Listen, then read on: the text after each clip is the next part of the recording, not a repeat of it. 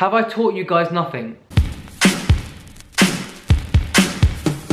Hey guys, welcome back to Healthy Crazy Cool. Welcome back to another Ask Miles.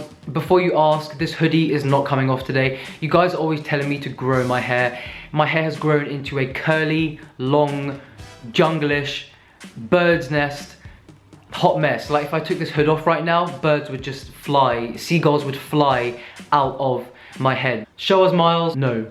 Okay, the first thing everyone's been asking me to talk about is eye color, and a lot of you have mentioned that my eyes have looked a different color in different videos, and I have mentioned that my eyes have actually changed color in the last few years. In this room, you really can't tell. I mean, I film these videos at night. Even if you had blue eyes in here, they would look brown, just so you know, but I'll insert some photos. So let's talk about some eye color rules first. If there's two parents with brown eyes, they can have a child with green eyes or blue eyes, I believe. If there's two parents with blue eyes, it's impossible for them to have a baby with brown eyes. I believe two blue-eyed parents can only have a blue-eyed child. Am I right? If I'm wrong, please correct me down below. It is quite common for infants and people before the age of puberty, their eyes can change color, but it is extremely rare for someone's eyes to change color after the age of 20, which happened to me. I hate to go all fully raw Christina on you and be like, oh, you know, my vegan diet changed my eye color, but my eyes actually did completely change color when I went vegan. And like I said, you can't tell in this light, but I'll show you some pictures. So my dad has dark eyes, my mum has blue eyes. Growing up, my eyes were always completely brown, not a hint of green, not even a hint of hazel, even up until the age of 18. Actually, I mean, my eyes didn't change color until a few years ago, so actually after the age of 20. But I'll insert some pictures now of when I was a bit younger, when I was 18, from like 10 years ago. Was I 18 10 years ago, or am I gonna be 18 in 2 years? You guys will never know. So anyways, here are some pictures of me when I was 18. You can clearly see my eyes were fully brown, and when I went fully plant-based, my eyes for some reason started to change color. I did go to an iridologist a few years back, and she did, like, you know, the scan on my eyes and stuff, and she did say that even though my eyes were brown a few years back, I did have a green mat underneath, but there was brown on top. When I went vegan, for some reason, the brown mat started to disintegrate and the outer rim of my eyes turned completely green.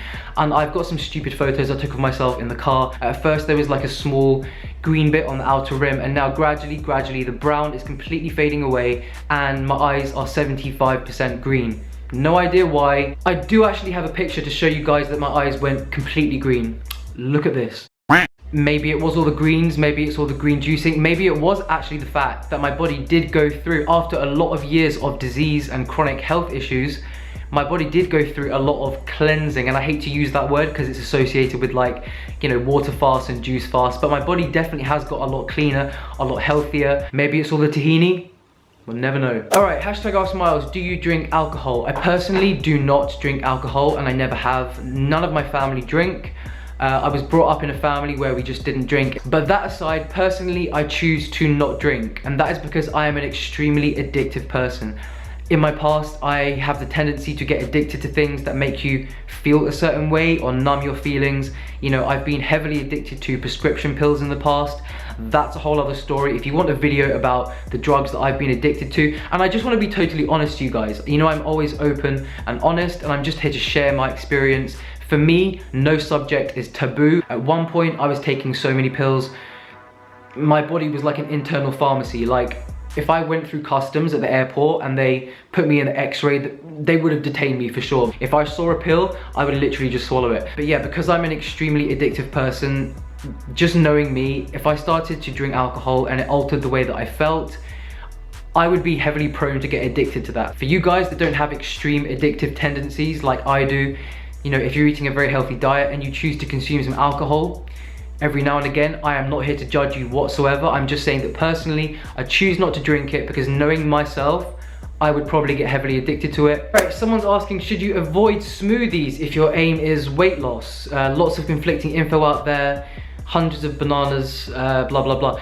No, you should not avoid smoothies if your goal is weight loss. You can enjoy healthy smoothies. A perfect weight loss smoothie is something that contains, yes, some fruit for vitamin C and healthy carbohydrates, but also some protein. You could add some vegan protein powder, some pea protein, some hemp protein, whatever you want, and add those healthy fats, those omega-3 fats, hemp, chia, walnuts, and an abundance of greens. Just make sure that your smoothies, 50% should be greens. In fact, I did make a full day of eating for weight loss. I will link that down below, where I did make a smoothie, and you can go and look at that smoothie, go and replicate it. It's the kind of smoothie that's full of healthy fat as well as carbohydrate, lots of fiber, vitamins, minerals. It's not going to give you a big insulin rush, and it gives you energy for like 10 hours. If your goal is weight loss, you do not need to avoid smoothies. Just make sure what you're putting in the smoothie is nutrient dense and is going to give you long lasting energy and satisfaction. And I hate to break it to you, but bananas alone, don't do that. Yeah, so I've got a lot of questions about supplements and kind of which supplements can be dangerous. And I do have a question here about zinc, which is a very important topic. So let's talk about that. Because I know a lot of people do supplement with zinc, especially in the colder months for immune system, etc.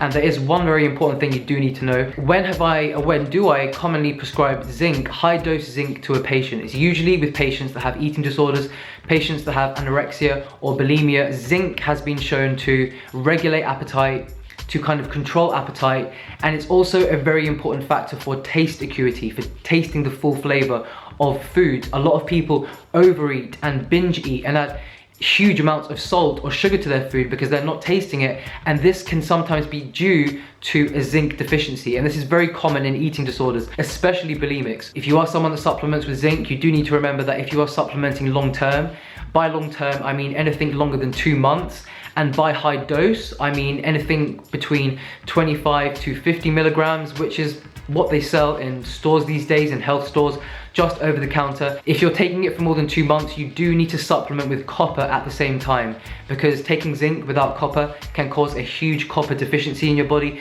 and this can lead to so many bad health consequences. It can cause severe anemia, and it can also cause nerve damage. So yeah, if you're supplementing with zinc, whether it's for your immune system, whether it's for your taste acuity, like I said, or whether it's for your gut health, because zinc is very important for the gut lining as well, make sure you are supplementing with copper at the same time. If you're taking a multivitamin that has zinc, it probably has copper in there anyway, but I just wanted to make you guys aware. So, okay, Deep Throating Bananas asks, do you still not wear underwear? Don't think we forgot about that, boy.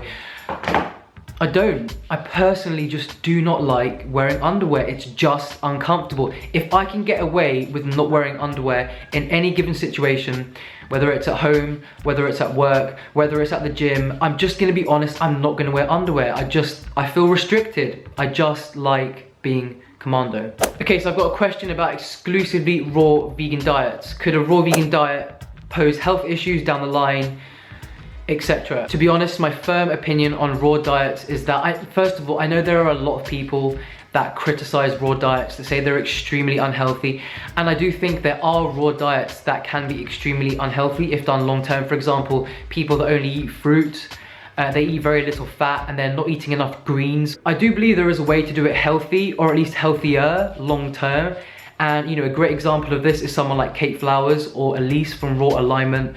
But let's take Kate for example. She eats a ton of greens, and if you are staying raw or high raw, I do believe that you do need a huge amount of greens in your diet. So important. She also eats a lot of fat, a lot of omega-3s and raw vegan protein powders, etc. So you know, would I ever recommend it? No, because just why? If you're gonna stay raw, I do believe the most important thing you can do to maintain good health long term is eat an abundance of greens. Lots of huge green salads, so important. And of course, also eating enough healthy fat. There is a way to be very unhealthy on a raw vegan diet, just like there's a way to be very unhealthy on a cooked vegan diet or any kind of vegan diet. It is very expensive. It's not, you know, something that most people can do long term. I don't know why anyone would personally want to stay fully raw long term. I mean, what is life without sweet potatoes? Okay, are you vegan for health or for ethical reasons? Now, honestly, I came to the vegan lifestyle. I mean, you can watch my vegan story. I'll link it down below if you want. I came to the vegan lifestyle for health reasons, and I have stayed for the ethical reasons. I always say people come for health and they stay for the animals, you know? Can you relate? Because, yeah, I'm actually quite offended by this next question. Ask Miles, I'm hooked on tahini now. Good. Is a jar every 1.5 to 2 weeks too much? Have I taught you guys nothing? No. A jar every 1.5 to 2 weeks, you need to up your game. That's not enough, come on, that's like nothing. To be honest, I had this conversation with Emma the other day because she made some food and she put 1 tablespoon of tahini on it, and I was like, you're being serious? I was like, okay, we need to have words about this. That is not acceptable behavior. Put half the jar on and balance it with hemp and flax and enjoy your healthy fats, okay? Which, by the way, can I just say and claim that my omega-3 to 6 ratio is on point, finally. Thank you guys in my last What I Ate Today video, like loads of you counted my macros and calories, etc. And you all actually commented that my omega-3 to 6 balance was incredibly good and healthy. Even though I ate a lot of tahini on that day, I just ate even more hemp seeds. Like, I'm not being big-headed sitting here like, you know, oh, look at my skin, it's so good, but you always comment about my skin. If you want to know why my skin is so good, it's because of the amount of fat I eat. Okay, lots of people have asked about hormonal acne and what are the best foods for hormonal acne, some diet tips, etc. So especially if you're a female with hormonal acne, there are actually groups of foods which help to control your hormones and balance your hormone levels. Cruciferous vegetables, I talked about them in the last Ask Miles, you know, regarding the thyroid health. And, you know, cruciferous vegetables like broccoli, kale, Brussels sprouts, cabbage, cabbage, you know, red or green, cauliflower, etc., bok choy, they all contain indole-3 carbanols. And these indole-3 carbanols help to excrete and flush excessive and unwanted hormones through the liver. So this group of foods, whether you eat them raw, whether you juice them, or, you know, whether you have them steamed, you know, a large bowl of, say, steamed broccoli every day, that would do wonders for balancing your hormones. Another great tip is to include a lot more flaxseed in your diet. Flaxseeds contain lignans. Lignans have been shown time and time again in studies to balance hormones. So yeah, include a lot more cruciferous veg, include flaxseed every day. You know, don't just limit yourself to 2 tablespoons, you know, go for it. 5, 6, 7 tablespoons a day. And of course, another thing that mucks up your hormones a lot is spiking your insulin levels. Anything that spikes your insulin levels really fast, like refined sugar, refined carbs, is going to attack your skin. You know, refined sugar does kind of glycate proteins and just mucks your skin up long term. That's why we see these people on these like high refined carbohydrate sugar diets and they look like they're 90 when they're like maybe 30. And of course, avocados. Avocados is just an internal moisturizer. It's also great for balancing hormones. Lots of fruit for the vitamin C. So many diseases, so many conditions are linked to spiked and uncontrolled insulin levels. So this is why we should all be eating whole foods as nature has provided them, things that our body, you know, break down and digest naturally into a slow release of glucose. Doesn't give us a huge insulin spike, but especially if you have acne, hormonal acne, or anything wrong with your hormones, actually you want to avoid those insulin spikes. Okay, this question always pops up and it's, do I still play tennis? And the answer is no. You guys should know me by now. I'm a very all or nothing person. If I'm not doing it at world-class standard, I don't want to know about it. Literally, since I stopped because of my injury, I have not touched a tennis racket since.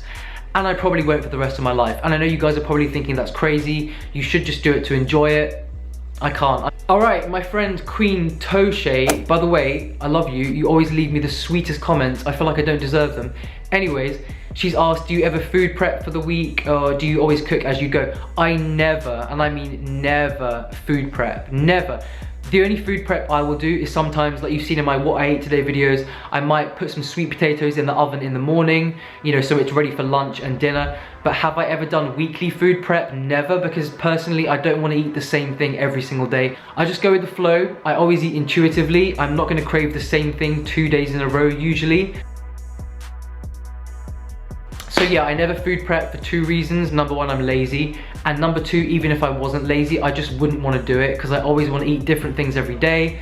And yeah, I don't really understand the whole concept of making the same lunch or the same dinner for 7 days in a row. Like, I just wouldn't do that. All right, do you consider mock meats a junk food and how often do you eat them?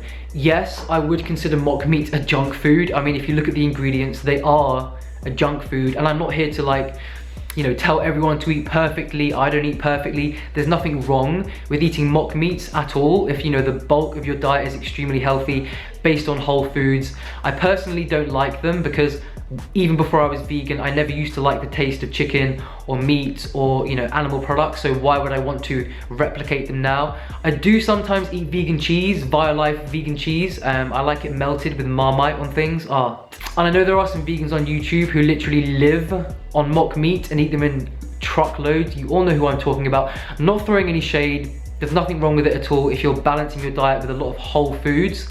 I just don't personally eat them because I never liked the taste of meat in the first place. I tried tofurkey the other day at my friend's house and literally, almost gagged.